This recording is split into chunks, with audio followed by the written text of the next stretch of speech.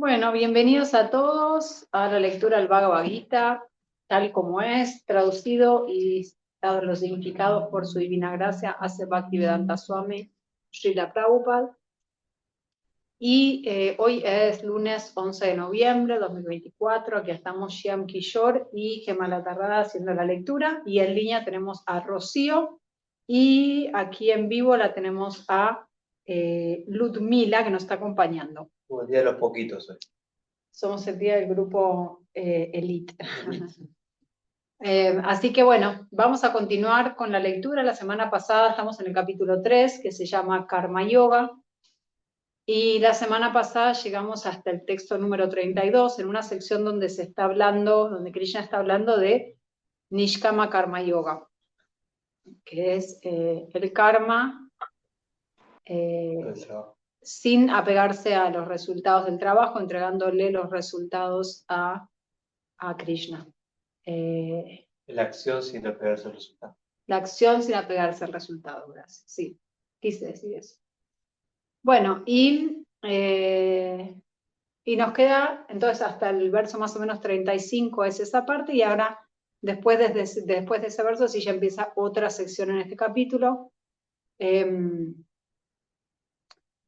bueno, pues vamos a hacer introducción. Así que bueno, si quieren hacemos una invocación primero y comenzamos con la lectura.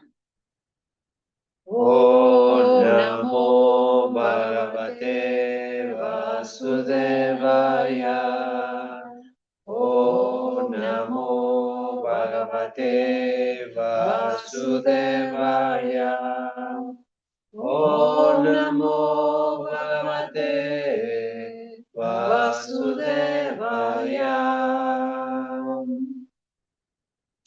Entonces propongo leer desde el texto número 31, leemos traducciones nada más, 31 y 32 como para enlazar, y después si ya leemos traducción y significado a partir del 33. Perfecto. Bueno, continuamos leyendo el Srimad Bhagavad Gita tal como es, capítulo 3, Karma Yoga, texto 31. Aquellas personas que ejecutan sus deberes de acuerdo con mis mandatos y que siguen estas enseñanzas fielmente, sin envidia, se liberan del cautiverio de las acciones fruitivas. 32.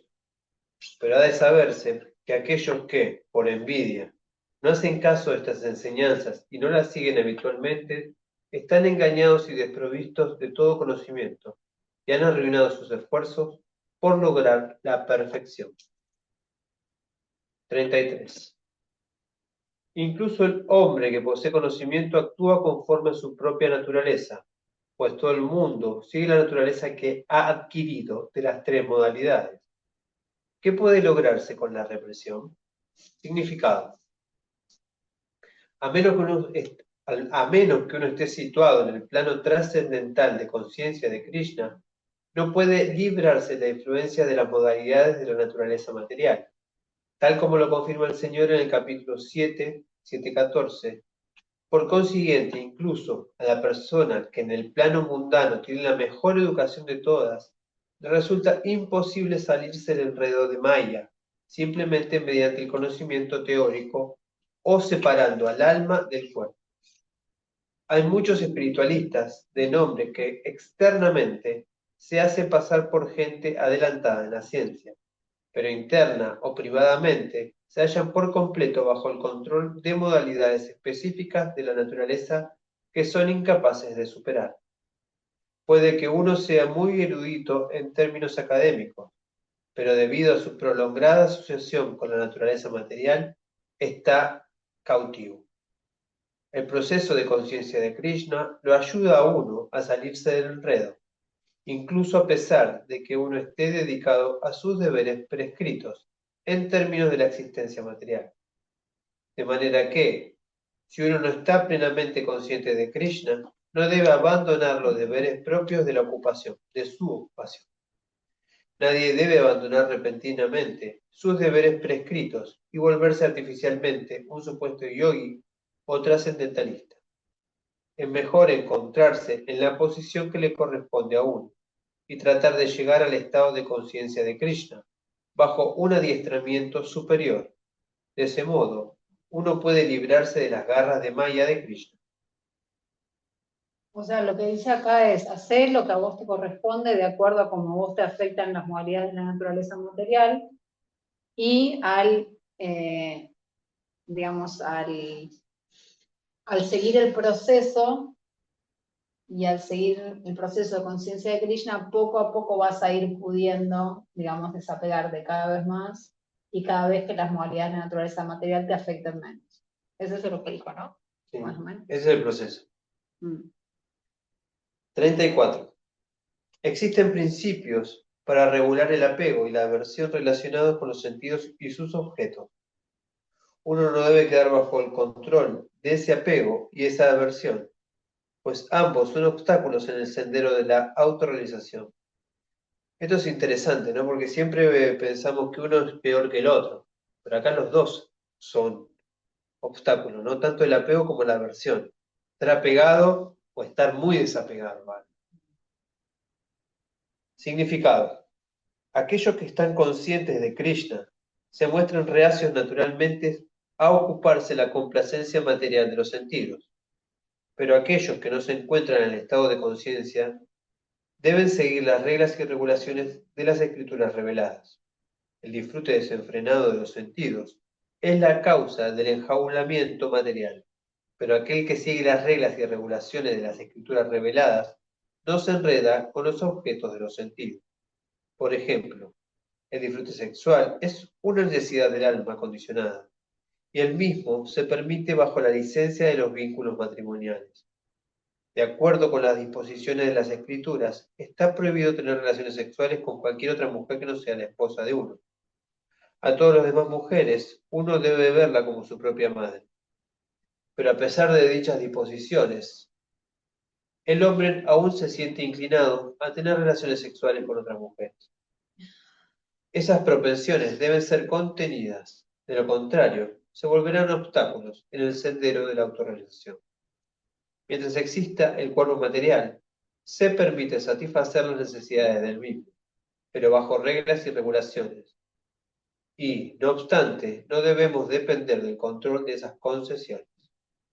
Uno tiene que seguir esas reglas y regulaciones sin estar apegado a ellas, pues la práctica de complacer los sentidos bajo regulaciones también puede llevarlo a uno por mal camino. De la misma manera en que incluso en los mejores caminos siempre hay la posibilidad de un accidente. Aunque los caminos sean mantenidos muy cuidadosamente, nadie puede garantizar que no habrá peligro en ellos, ni siquiera en el más seguro de todos. El espíritu de disfrutar de los sentidos ha estado vigente durante muchísimo tiempo, debido a la asociación con la materia. Por lo tanto, a pesar del goce regulado de los sentidos, hay muchas posibilidades de caer, así pues, también debe evitarse por todos los medios cualquier apego al disfrute regulado de los sentidos. Pero el apego al estado de conciencia de Krishna, o actuar siempre en el amoroso servicio de Krishna, lo desapega a uno de toda clase de actividades sensoriales. De modo que nadie debe tratar de desapegarse del estado de conciencia de Krishna en ninguna etapa de la vida. Desapegarse de toda clase de apegos sensuales tiene, en fin de cuentas, el único propósito de que uno se sitúe en el plano de conciencia de Krishna.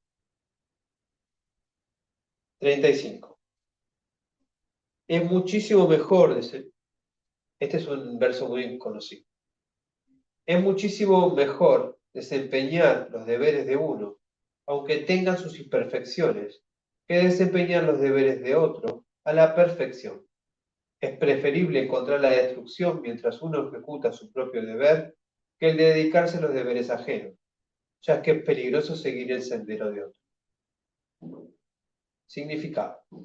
Por lo tanto, uno debe desempeñar sus deberes prescritos con plena conciencia de Krishna, antes que aquellos que se prescriben para otros.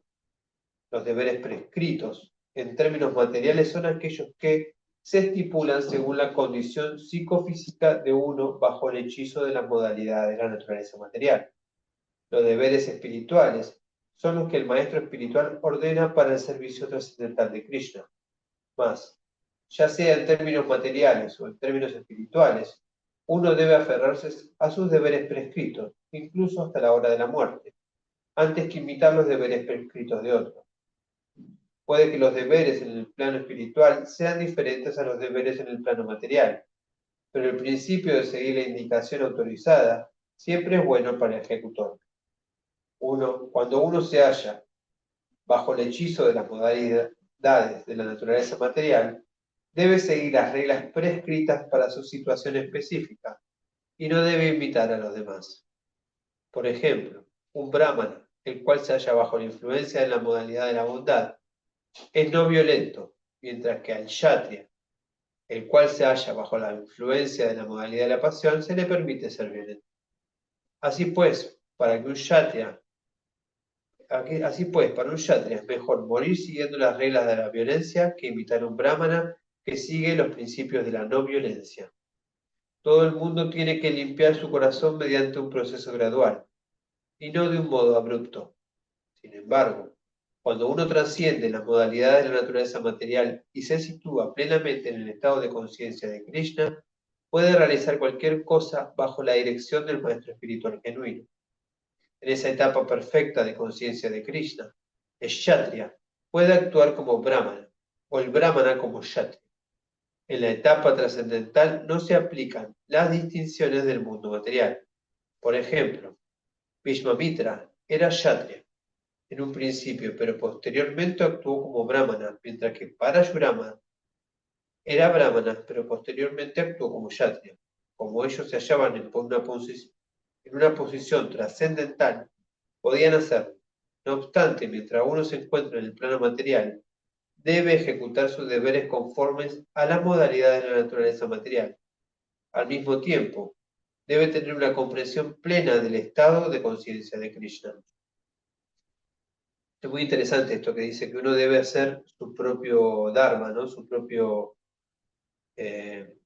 camino, su propio proceso y situarse en su propia posición, porque es la que le toca en esta vida y es la que tiene que poder evolucionar, trascender.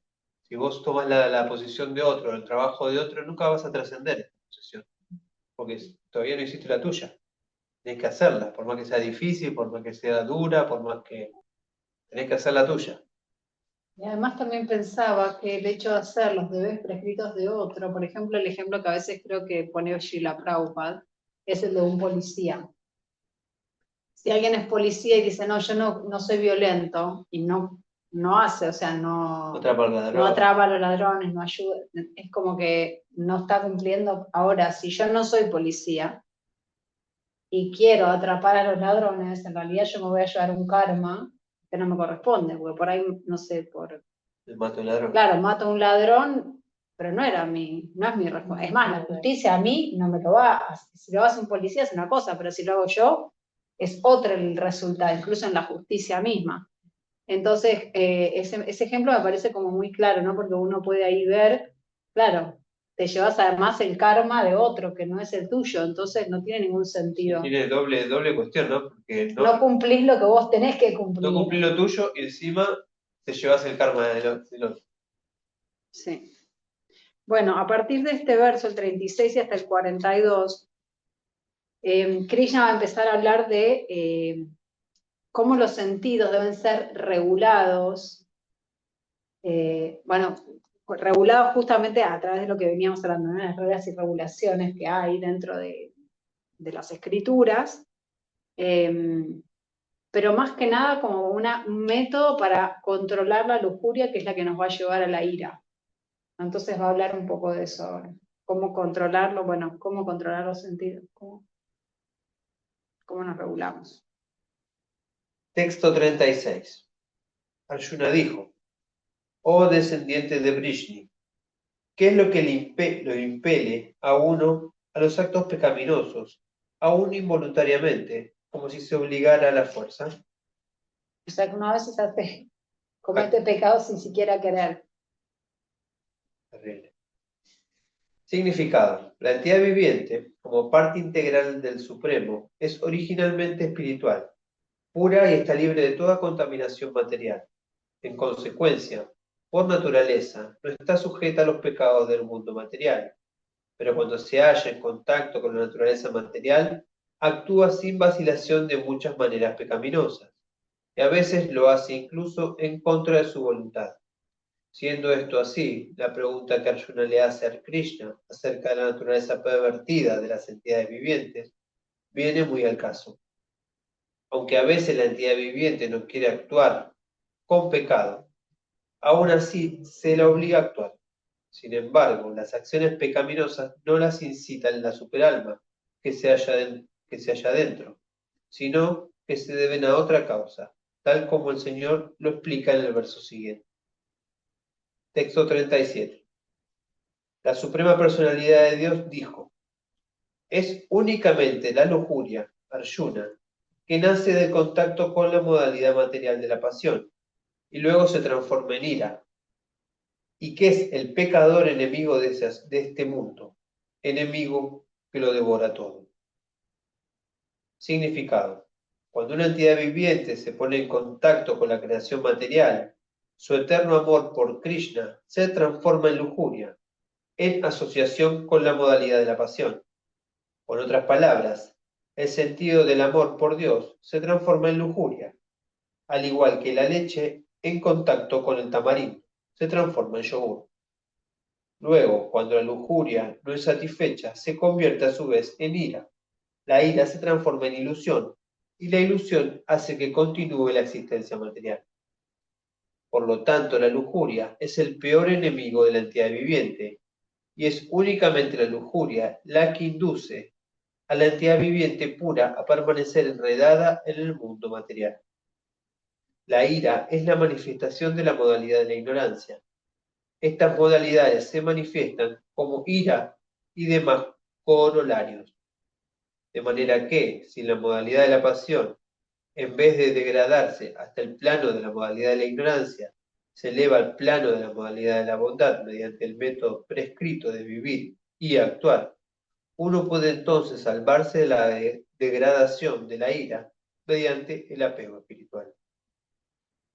La Suprema Personalidad de Dios se expandió en muchos para beneficios de su bienaventuranza espiritual, siempre en aumento, y las entidades vivientes son partes integrales de esa bienaventuranza espiritual.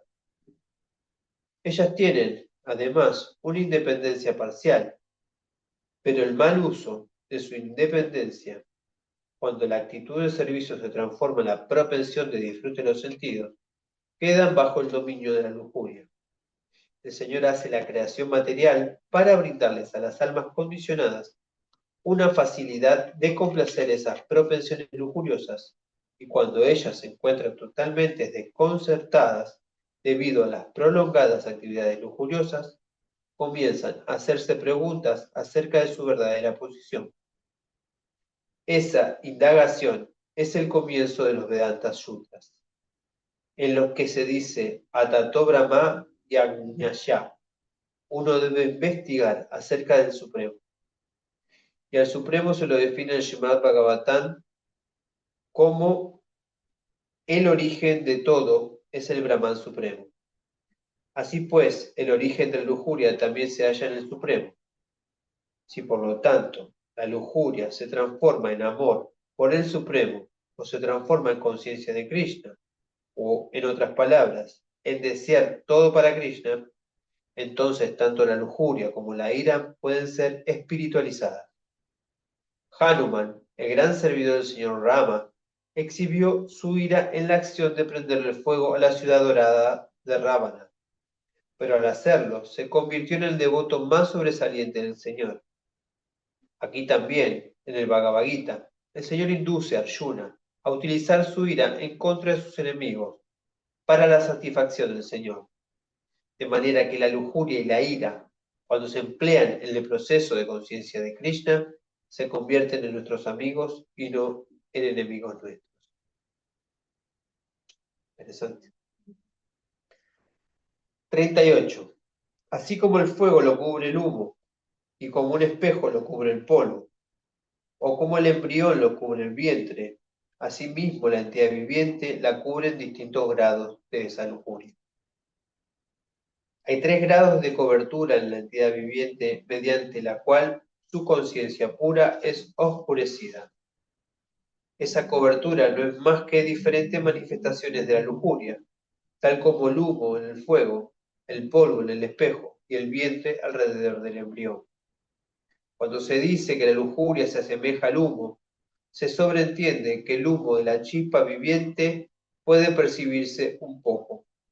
En otras palabras, cuando la entidad viviente exhibe ligeramente su conciencia de Krishna, se dice que se asemeja al fuego cubierto por el humo, aunque donde hay humo tiene que haber fuego. En la primera etapa no hay una manifestación patente del fuego. Esa etapa es como el comienzo del cultivo de conciencia de Krishna. El polvo en el espejo se refiere a un proceso de limpieza del espejo de la mente mediante diversos métodos espirituales. El mejor proceso es el de cantar los santos nombres del Señor. El embrión cubierto por el vientre es una analogía que ilustra una posición desamparada, pues en el vientre el niño está tan desamparado que ni siquiera puede moverse. Esa etapa de la condición viviente se dice que se asemeja a la de los árboles. Los árboles también son entidades vivientes, pero se les ha puesto en semejante condición de vida por una exhibición tan grande de lujuria que prácticamente están desprovistos de toda conciencia. El espejo cubierto se dice que se asemeja a las aves y a las bestias, y el fuego cubierto por el humo se dice que se asemeja al ser humano. En la forma de un humano, la entidad viviente puede revivir un poco el estado de conciencia de Krishna. Y si se desarrolla adicionalmente, el fuego de la vida espiritual puede ser encendido. Mediante la manipulación cuidadosa del humo que hay en el fuego, se puede llegar a avivar este último. De modo que la forma humana de vida es una oportunidad para que la entidad viviente se escape del enredo de la existencia material. En la forma humana de vida, uno puede conquistar al enemigo, la lujuria, mediante el cultivo de conciencia de Krishna bajo una guía capaz. Acá nunca dice reprima, sino dice cambie por la conciencia de Krishna, ¿no? Dice, para conquistar uno tiene que ir por el cultivo de la conciencia de Krishna. Sí, pero el verso habla de estas 3 analogías que está muy bueno, ¿no? Cómo nos cubre los diferentes grados de cobertura, ¿no? Y cómo salís de cómo limpias el espejo que está sucio, cómo sacás el humo del fuego, cómo el feto dentro del vientre, bueno, tiene que nacer en ese caso, pero cómo se hace eso, esos distintos grados de cobertura, y lo que nos está diciendo acá Srila Prabhupada es a través del proceso de conciencia de Krishna. Proceso espiritual. También es interesante cómo describe al niño, ¿no? Que está desamparado, que no puede moverse, y a veces romantizamos esa situación, los niños dentro de la panza de la mamá. Sí, en las escrituras nuestras se dice como que el niño en el vientre es un estado terrible. Está ahí que no se puede mover, que no puede. Oscuridad. Que además recuerda todavía su vida pasada. Ni bien nace es que pierde todo ese conocimiento. Que se olvida. Está conectado con... Sí. Con el antes, digamos, por así decirlo. Yo voy a leer un libro que habla de procesos del alma desde otra perspectiva por ahí, pero habla de eso que le cuesta volver porque está conectado con sus guías espirituales y con... Mira. Con eso tiene que envolver y sacar raíces para conectarse con la tierra. Mira. La vivienda de la tierra. Habla de todo eso. Interesante. Hola, Jazmín. Hola, una pregunta. ¿Un comentario? Sí. Viste que tú también había escuchado también que el niño en el vientre llora y sufre y le dice y le ora a Dios que por favor que lo saque de ahí, porque es como que él está sufriendo y le dice, Dios, por favor, quítame de esto, quítame. Que una madre piensa que el niño está bien, pero en realidad su niño sufre un montón, y que uno también elige la madre. Desde antes de nacer en el vientre uno ya elige qué madre tener para para su karma y todo eso. Y acá dice otra pregunta. Y acá dice que con el ser humano puede revivir un poco, dice. O sea, que por más que practiquemos años y años, siempre será un poquito, ¿no? Perdón, primero voy a contestar con respecto a lo que dijiste antes, si querés vos buscar esa parte del texto, pero lo que dicen en las escrituras, en lo que nosotros estudiamos, es efectivamente que el niño quiere salir de esa condición porque está sufriendo, quiere nacer porque está en una situación incómoda, todo esto que vos decías, ¿no? Pero nosotros no creemos que el niño elige a su madre, sino que por karma es la familia, la madre, el padre que te toca, de acuerdo a tu karma y a lo que vos tenés que trabajar y sí, a tus acciones pasadas, de acuerdo a eso, la familia que te toca, la mamá que te toca, el papá que te toca, que es Ah, karmático, sí.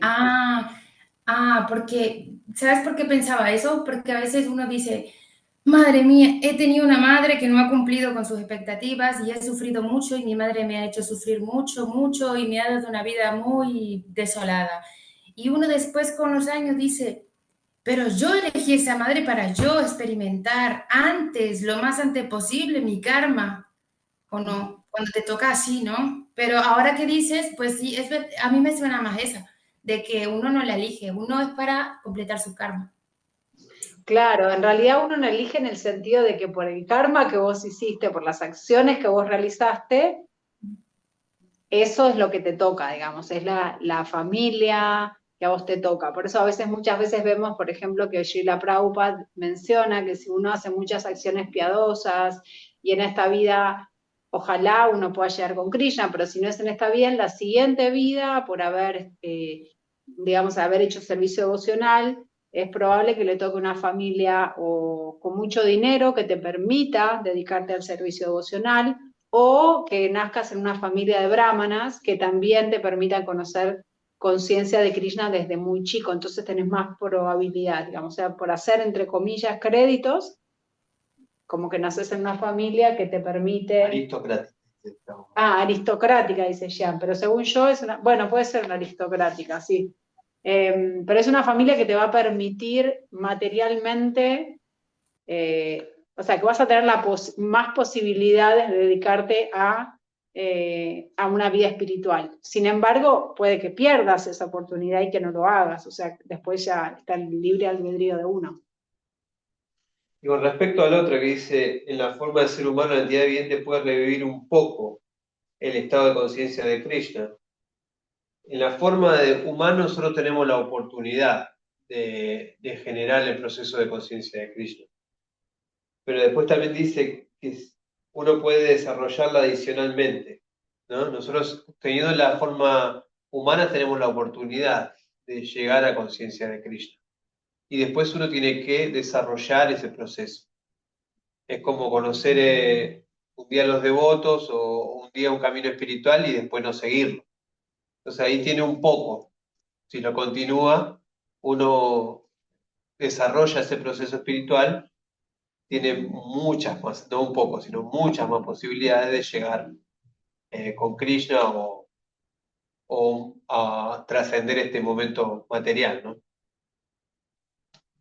¿Queda claro ahí, Jazmín? Sí, sí, desarrollar, trascender ese un poco. Sí, sí, sí, lo entendí, lo entendí. Bueno, continuamos. 39.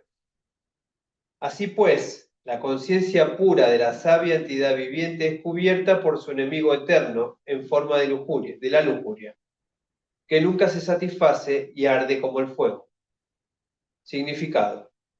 En el Manusmriti se dice que la lujuria no se la puede satisfacer con ninguna cantidad de disfrute de los sentidos, tal como el fuego nunca se lo extingue mediante un suministro continuo de combustible. En el mundo material, el centro de todas las actividades es la vida sexual, y por ello este mundo material recibe el nombre de Maitunya Agara, o los grilletes de la vida sexual. En la cárcel ordinaria, a los criminales se los mantiene tras unas rejas. De igual manera, a los criminales que desobedecen la ley del Señor, se los encadena por medio de la vida sexual. ¿Por qué dice que se los encadena? Porque si nosotros nos apegamos a lo material, en este caso a la vida sexual, que es tan atractiva, tan, bueno, tan apegados estamos todos a la vida sexual, vamos a quedarnos en este mundo material, no vamos a trascender, porque ese es el apego más fuerte que tiene esta vida material. Entonces por eso vamos a estar encarcelados en este mundo material, no vamos a poder avanzar hacia una vida espiritual más pura, ¿no? Sí, lo que se dice es que la vida sexual es como lo más difícil de hecho lo podemos ver en las publicidades, ¿no? En el marketing, que están las mujeres mostrando todo, los hombres, o digamos que hay mucha sexualización en todo lo que es marketing, porque es lo que más nos aferra, se dice, al mundo material. Es como lo más visceral, ¿no? Como lo más que nos atrapa y nos agarra y nos mantiene dentro de la materia. O lo más rústico, ¿no? Lo más... Sí, a mí me sale la palabra visceral, pero no sé si es la palabra, es como lo más... Sí, lo más carnal, lo más, sí, no sé, hasta primitivo diría, ¿no? Porque los animales también tienen eso. De hecho, nosotros tenemos a nuestra perrita en celo y se transforma de personalidad, o sea, deja de ser ella porque hay un perro a los alrededores que está llorando y están ahí alrededor de mi casa, ¿viste? Los perros, y digo, wow, qué fuerte que es esto. Y nosotros también tenemos parte de eso. Entonces, bueno, Prabhupada siempre dice eso, ¿no? Como que nos hace ver eso, que es lo que más nos mantiene en lo material y nos saca de lo espiritual, nos mantiene en la materia.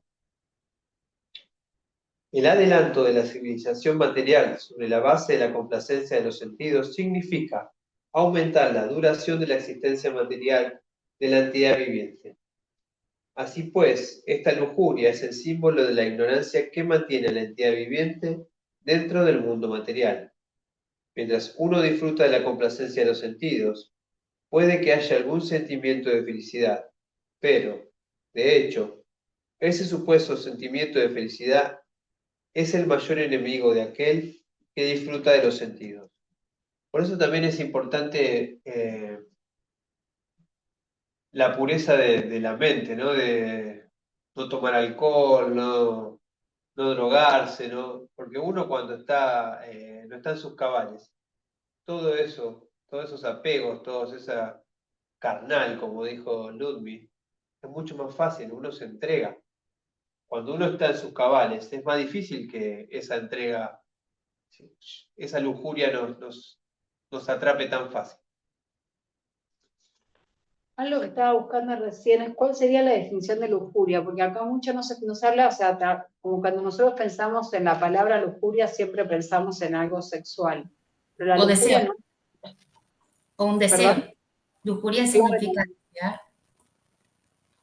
Claro, la lujuria es como un deseo incontrolable o algo desenfrenado. Desenfrenado, pero no es solo sexual, es en todo, ¿no? Pero siempre uno cuando piensa en lujuria, no sé por qué tenemos la tendencia a llevarlo hacia lo sexual, pero no es solo eso, ¿no? Uno puede comer con lujuria, uno puede... Bueno, hay millones de ejemplos, ¿no? Pero... Sí. Gracias por el aporte, Jazmín. 40. Los sentidos, la mente y la inteligencia son los lugares de asiento de esa lujuria, a través de los cuales ella cubre el verdadero conocimiento de la entidad viviente y la confunde.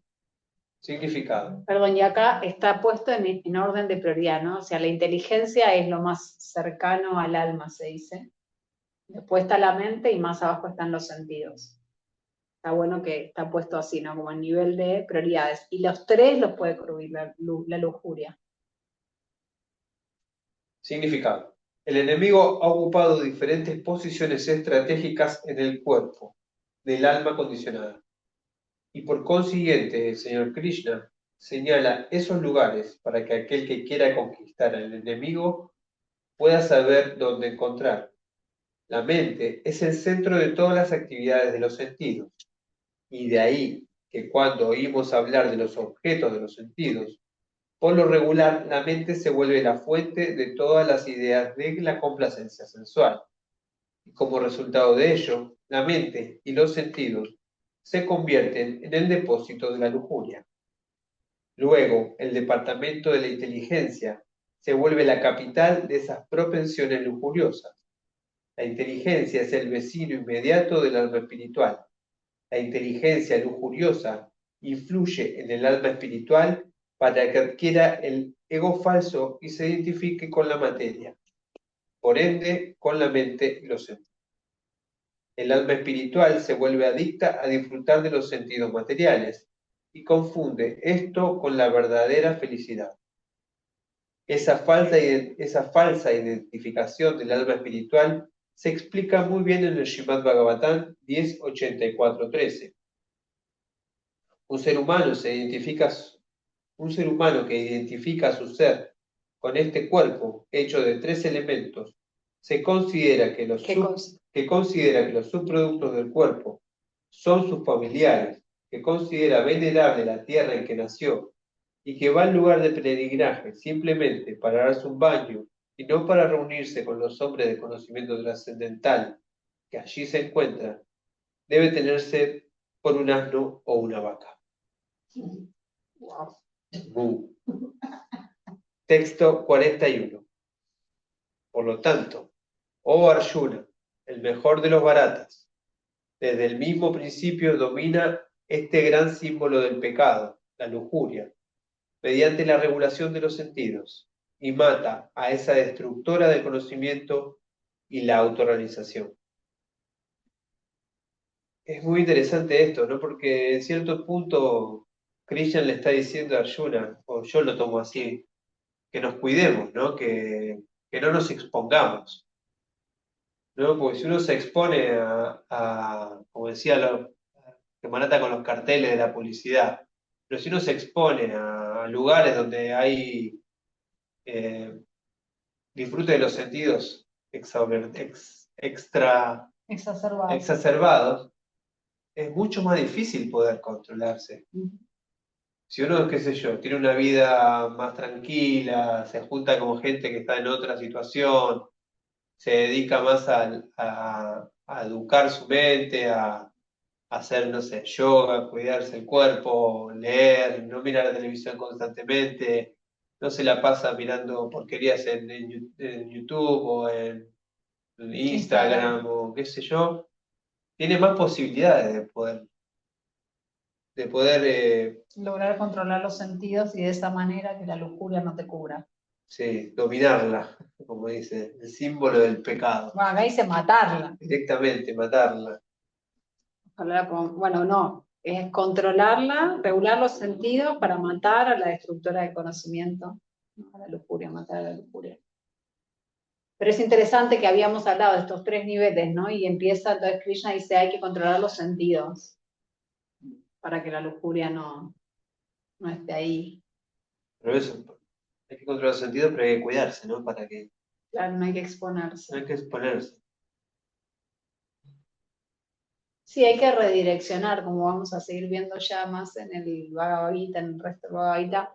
Ella nos va a decir, en realidad, porque de hecho también en uno de los versos anteriores hablaba, ¿no? Que la represión tampoco de los sentidos tampoco es el objetivo, porque eso tiene como un fin, digamos. Durante un tiempo puedes decir, bueno, hago una dieta restricta, pero si eso no va con tu estilo de vida, en el lugar donde vivís, y eventualmente no la puedes sostener. Entonces... Y cuando es muy rígido tiende a romperse. Claro. Y es represivo. Entonces, justamente, conciencia de Krishna es al revés, no es reprimir, sino redireccionar. Sí. Sí, eso es importante tenerlo en cuenta, porque es un proceso de toda la vida. Y si uno quiere ir de 0 a 100 en 10 días, es posible que se dé un tortazo, como el auto. Si vas de 0, en cambio, si vas despacito, arrancás, pones primera, segunda, el auto va a ir como tranquilo. reeducarse continuamente a uno mismo. Total. Como un niño. Y ir autoobservándose y viendo, mira, porque el proceso mismo es muy interesante, pero uno cuando lo va viendo, y de hecho cualquier persona que haya empezado algún tipo de proceso espiritual, uno va viendo cómo el mismo proceso te va modificando, te va cambiando. Y es como que, mira, algo que antes me interesaba un montón, ahora ya no. Y no es que vos reprimiste, bueno, no voy a, no sé, lo que sea, no voy a hacer esto, me controlo, sino que de pronto empezaste a hacer otras cosas y de pronto eso que antes te gustaba ya no te interesa tanto. Y también como es la autoobservación, ¿no? Uno a partir de este proceso también empieza a observarse y ve lo que hace bien, lo que hace mal, lo que antes le parecía que era normal, ahora te parece muy raro. Y también es eso importante con lo que dijo Ludmila, somos niños, en la vida espiritual somos niños. Tenemos un proceso muy, muy largo por delante. Todavía estamos recién gateando en este proceso. Entonces tener ese razonamiento, esa conclusión es muy importante, porque si no es creernos, ya estoy iluminado, soy avanzado, ya estoy listo, a mí nadie me va a tocar, nada me va a sorprender, la lujuria no me va a agarrar, ¿no?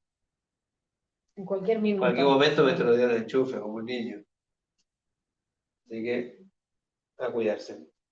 Significado, ¿no? Sí. El Señor le aconsejó, significado del 41. El Señor le aconsejó a Arjuna que regulara los sentidos desde el mismo comienzo, de modo que pudiera dominar el enemigo del más pecador de todos, la lujuria, que destruye el anhelo de lograr la autorrealización y el conocimiento específico acerca del ser. Gyanam se refiere al conocimiento acerca del ser, en contraste con el no ser. O, en otras palabras, el conocimiento de que el alma espiritual no es el cuerpo. Vijnanam se refiere al conocimiento específico acerca de la posición constitucional del alma espiritual y su relación con el alma suprema. En el Srimad Bhagavatam 2.9.31, eso se explica de la siguiente manera.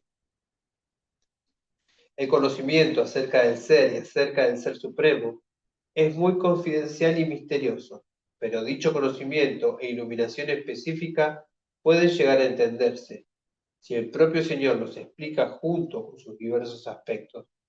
El Bhagavad Gita nos da ese conocimiento general y específico acerca del ser. Las entidades vivientes son partes integrales del Señor y por ende, simplemente, tienen la función de servir al Señor. Ese estado de conciencia se denomina conciencia de Krishna. Así pues, desde el mismo comienzo de la vida, uno tiene que aprender acerca de ese estado de conciencia de Krishna. Y de ese modo, uno puede volverse plenamente consciente de Krishna y actuar conforme a ello. La lujuria es únicamente el reflejo pervertido del amor por Dios, el cual es natural para toda entidad viviente. Pero si a uno se le educa en lo referente al cultivo de conciencia de Krishna del mismo comienzo, ese amor natural por Dios no puede deteriorarse y volverse lujuria.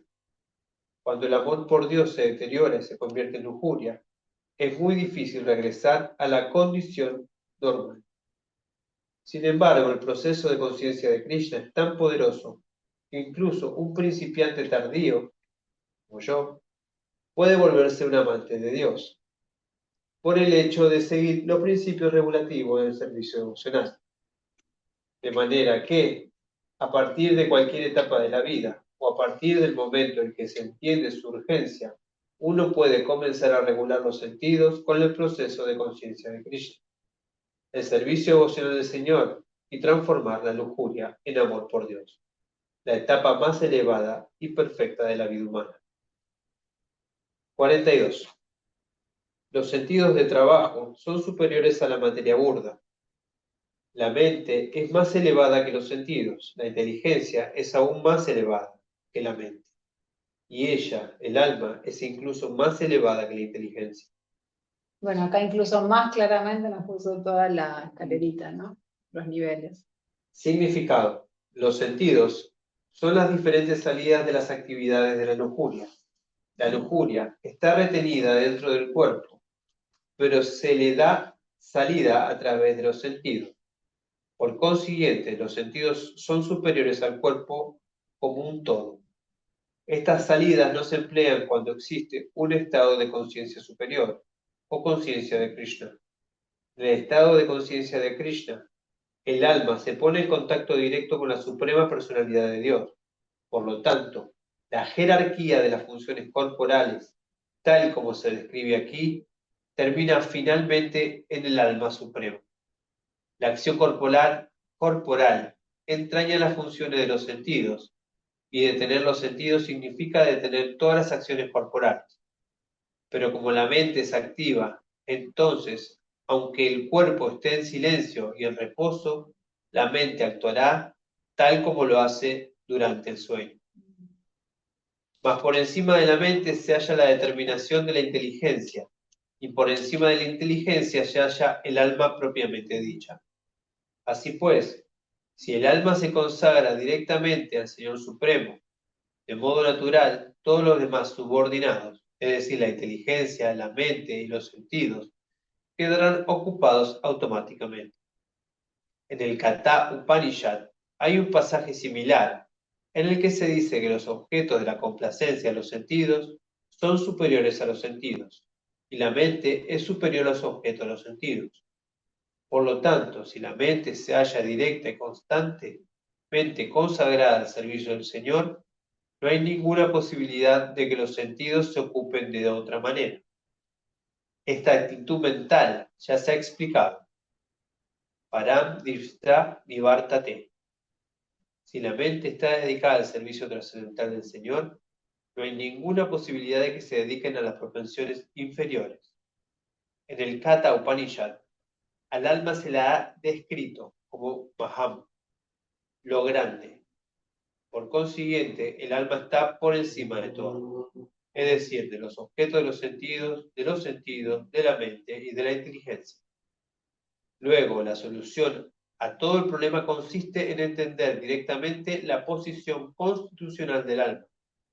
Uno tiene que averiguar con inteligencia cuál es la posición constitucional del alma y a continuación ocupar siempre la mente en el cultivo de conciencia de Krishna. Eso resuelve todo el problema. A un espiritualista neófito se le aconseja generalmente mantenerse apartado de los objetos de los sentidos. Pero además de eso, uno tiene que fortalecer la mente mediante el uso de la inteligencia. Si mediante la inteligencia uno ocupa la mente en el cultivo de conciencia de Krishna, entregándose por completo a la suprema personalidad de Dios, entonces, de manera automática, la mente se fortalecerá y aunque los sentidos son muy fuertes como serpientes, no serán más eficaces que una serpiente con los colmillos rotos. Mas, a pesar de que el alma es el alma de la inteligencia y la mente, también de los sentidos, aún así, a menos que se fortalezca mediante la asociación con Krishna, en el proceso de conciencia de Krishna, habrá muchas posibilidades de caer a causa de la agitada mente. Se dice que la mente es la que dice, esto me gusta, esto no me gusta. Esto sí, esto no. Como que la mente dice, sí, no. Me gusta, no me gusta. Quiero, Entonces, no quiero. Claro, quiero, no quiero. Y es la inteligencia la que dice, no, ya sé que no querés. Pero te va a hacer bien, ¿no? Como que por eso la inteligencia es tan importante, ¿no? O al revés, ya sé que querés, pero te va a hacer mal. Claro. Este es el número, perdón, 43. 43. Una pregunta, ¿cuál es la posición constitucional del alma? Que ahí dice. La posición constitucional del alma, de hecho ya creo que Prabhupada anteriormente ya la ha mencionado, pero si no seguro la va a volver a mencionar en algunos de los versos más adelante. La posición constitucional del alma es la de ser sirviente eterno de Krishna, de Dios. O sea, de servirlo en lo que él necesite. Esa es como nuestra verdadera posición. Y cuando decimos sirviente, a veces la palabra sirviente no tiene como una buena connotación, pero es más como en el sentido, por ejemplo, que puede ser un servidor. Claro, como por ejemplo una madre que sirve a su hijo, en ese sentido, más de una manera amorosa, de un relacionamiento, de que si él quiere que hoy armamos una fiesta, yo me pongo las pilas y lo ayudo a armar la fiesta. Entonces, en ese sentido. Si no hay explotación. Claro, no hay explotación, es un relacionamiento. Pero nosotros tenemos que lograr realizar, entender en nuestro corazón que estamos para servirlo a Él, que es el todopoderoso, todo emana de Él, el que, bueno, el que Supremo. todo lo controla, ¿no? El supremo controlador de todo, la suprema personalidad de Dios, ¿no? Contesté tu Entonces, pregunta, Jazmín, la hice un poco larga. sí, entonces si no estamos siendo sirviente o en nuestra posición, estamos explotándonos a nosotros mismos todo el tiempo. Todo el tiempo. Exactamente, exactamente. Y si no es a nosotros, es a otras entidades, y si no es a otras entidades, es a la naturaleza material, que es lo que tendemos a hacer, ¿no? Explotar, no sé, si gano plata, que no sé, o si, a veces dicen, ¿no? Si encontrás un saco de arroz, te lo llevas todo, aunque no necesitas todo. Siempre a explotar y a quedarnos, a acumular, tenemos como esa tendencia, ¿no? Y a la vez alguien está explotando a nosotros. Y alguien nos está explotando a nosotros, y así, ¿no? Es como un poco la tendencia del ser humano. En las entidades vivientes también. Sí, porque los animales no tienen esa tendencia. En consecuencia, sabiendo que uno es trascendental a los sentidos, la mente y la inteligencia materiales, oh Arjuna de los poderosos brazos, se debe estabilizar la mente mediante una inteligencia espiritual deliberada, el proceso de conciencia de Krishna, y así, mediante la fuerza espiritual, conquistar a ese insaciable enemigo conocido como la lujuria. Significado. Este tercer capítulo del Bhagavad Gita dirige de un modo concluyente hacia el estado de conciencia de Krishna, mediante el hecho de uno. Este tercer capítulo del Bhagavad Gita dirige de un modo concluyente hacia el estado de conciencia de Krishna, mediante el hecho de uno conocerse como servidor eterno de la Suprema Personalidad de Dios, sin considerar que el vacío impersonal es el fin último. En la existencia material de la vida, es indudable que a uno lo influencian las propensiones de la lujuria y el deseo de dominar los recursos de la naturaleza material. El deseo de enseñorearse y de complacer los sentidos es el peor enemigo del alma condicionada, pero mediante la fuerza del proceso de conciencia de Krishna, uno puede controlar los sentidos materiales, la mente y la inteligencia. Uno no debe abandonar repentinamente el trabajo y los deberes prescritos, pero por medio del desarrollo gradual de conciencia de Krishna, uno puede situarse en una posición trascendental, sin que lo influencien la mente y los sentidos materiales. En virtud de una inteligencia estable, dirigida hacia la identidad pura de uno. Esa es la esencia de este capítulo.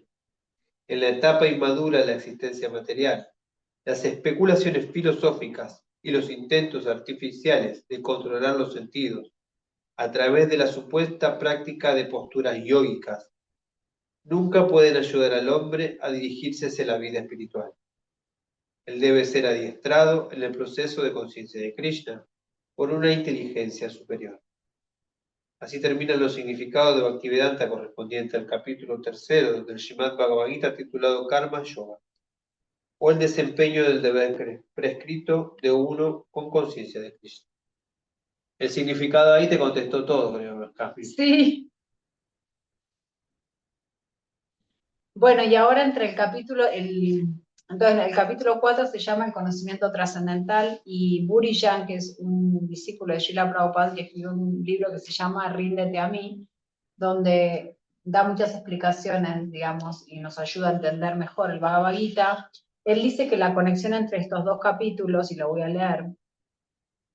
Entonces, él lo que nos dice es que en el capítulo 3 acabamos de aprender que la lujuria cubre al conocimiento, y que esa ignorancia o la falta de conocimiento, acuérdense que en conocimiento acá estamos hablando en conocimiento de que no somos materia y que somos almas espirituales, que la materia es una energía de Dios y que Dios es un ser superior diferente a nosotros, ¿no? Que también nos ata con apegos. La obra de vida desapegada, o sea, ¿se acuerdan de la acción? Lo que está diciendo acá es la acción de lo que uno debe hacer, ¿se acuerdan de hacer el deber prescrito de uno y no de otro? De manera desapegada, o sea, uno hace su deber prescrito, uno educa al niño independiente después de cómo él crece o qué es lo que él realiza en su vida, pero uno hace lo mejor que puede. Se recomienda para obtener conocimiento trascendental. Se recomienda hacer el deber prescrito. De tal modo, luego de enfatizar el conocimiento trascendental, Krishna va a abrir este cuarto capítulo explicando de qué modo se recibe el conocimiento trascendental. Entonces ahora va a empezar a hablar de conocimiento y cómo recibimos este conocimiento nosotros. Este capítulo es espectacular, creo que es uno de mis capítulos favoritos, así que bueno, creo que ya que dejamos Sí. acá por hoy, y la semana que viene ya arrancamos con el capítulo número 4. Si alguien tiene una pregunta, alguna reflexión, algo para aportar, es el momento. ¿Lu? No, ahora no. Bueno, Ro, ¿querías sumar algo? ¿O Jazmín? Doris, ¿algo que quieran sumar o que quieran comentar? Creo que, También están no, ahí Sara y Ale. Perdón, Ro, dale. no, tranquila. Creo para mí, creo que como profundizar en este texto, en esta información, como que es la primera vez que lo siento que realmente lo estoy incorporando y creo que mucho, tal vez nosotros que lo leemos por primera vez, no siento que podamos hacer, pero sí como que empieza a digerir esa información, ¿no?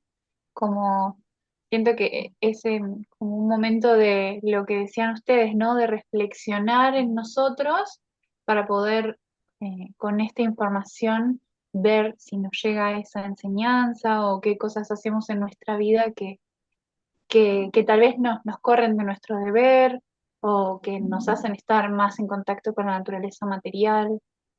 Creo que eso siento que me aporta, ¿no? Como tener esa conciencia mayor sobre mi estado y en dónde está mi mente. O sea, a dónde.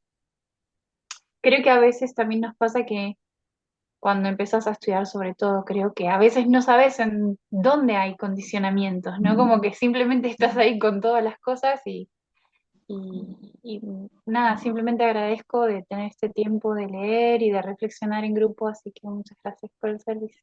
Está buenísimo eso que dijiste, me hizo pensar en algo, Roque, es como a veces uno tiene que disociarse, o sea, el conocimiento a veces te hace como verte desde afuera y pensar en tu mente como que no sos vos, sino observarla, claro, como una autoobservación, pero como si no fueses vos, porque de hecho nosotros no somos la mente. Pero bueno, estamos tan condicionados que yo todavía me asocio con el cuerpo, me identifico, eso, me identifico con el cuerpo, me identifico con la mente, pero el conocimiento, como decía Ro, nos hace, bueno, o sea, la mente me dice que sí, que no, pero a veces no está bueno lo que me dice. Y entonces uno puede reflexionar y decir, bueno, es por acá, ¿qué debo hacer? Quizás me estoy exponiendo a cosas que no me están sumando, ¿no? Como que está buenísimo uno poder observarse como de afuera. Por eso es importante el conocimiento.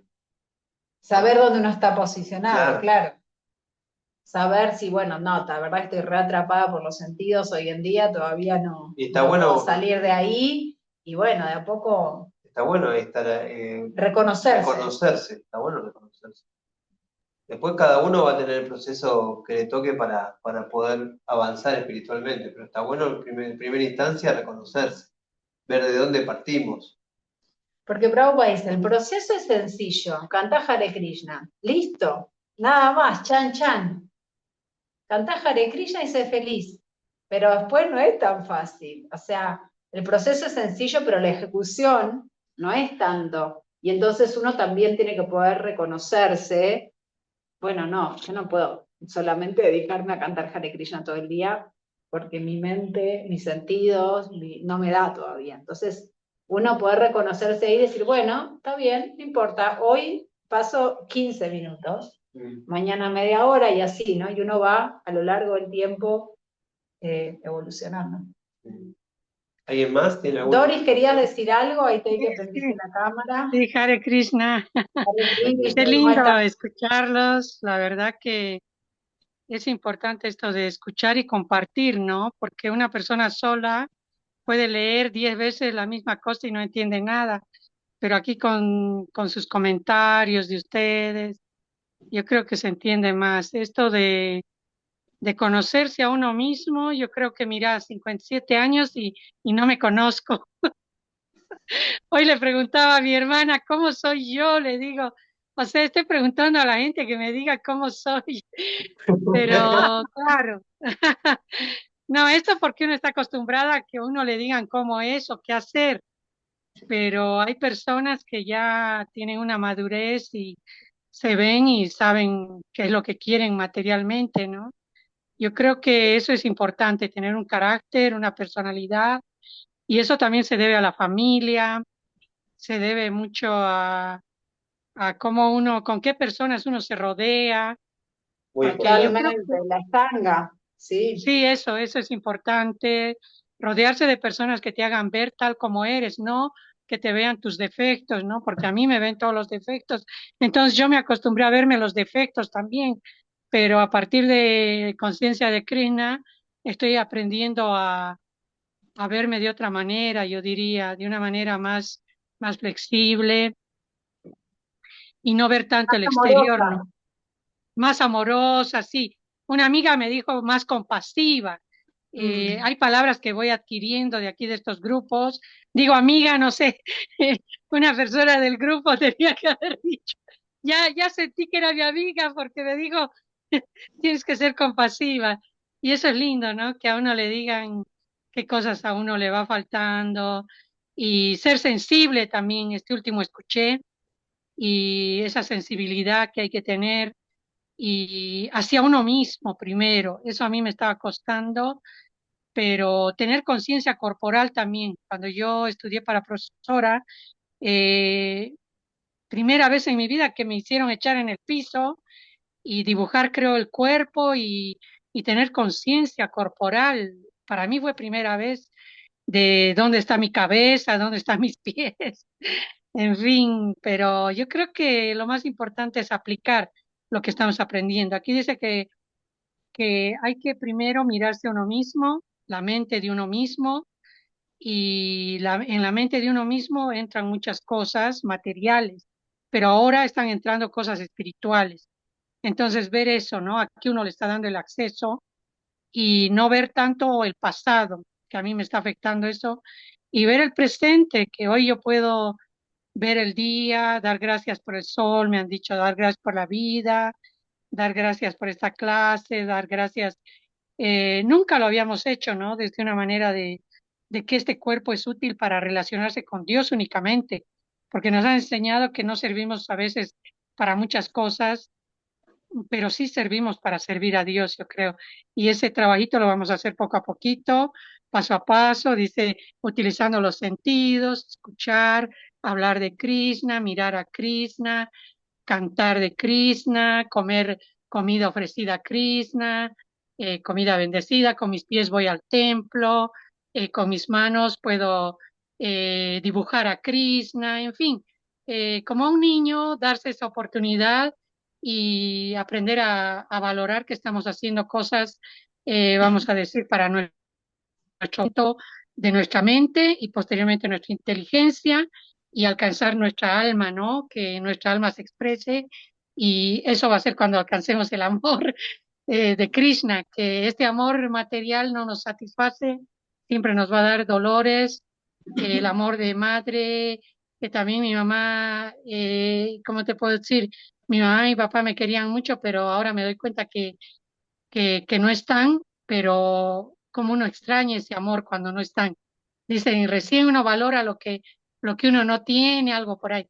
Pero bueno, gracias, Hare Krishna. Gracias, Doris. Hay un montón de cosas que dijiste muy hermosas. Muchas gracias. Muy linda tu reflexión. ¿Alguien más tiene algo? Bueno, O si no, vamos Agustina, ahí cerrando. también, gracias por sumarte. Sara y Ale también, qué bueno que se sumaron. Jazmín, bienvenida Bien, Hare también. gracias. Krishna, Hare Rocío, Krishna. Hare Krishna. Nos vemos entonces la semana próxima No, para arrancar. el lunes que No, viene es el feriado. lunes que viene es feriado en Argentina. Para los que no están en Argentina, el lunes que viene es feriado y nosotros además estamos de viaje porque hay un Ratayatra, que es un festival muy grande acá en Argentina, en Buenos Aires, así que no vamos a tener lectura Bhagavad Gita el lunes próximo porque es feriado y porque estamos de viaje, así que nos vemos el otro lunes para Les arrancar. recomiendo que que lean un poquito para ir, si quieren, informándose y si tienen alguna duda, capaz que es más fácil digerir la lectura la próxima vez. Vale. Muy bien, Vale. gracias a todos. Que Muchas estén muy gracias. bien. Haribol, Haribol, Haribol, se va. Haribol.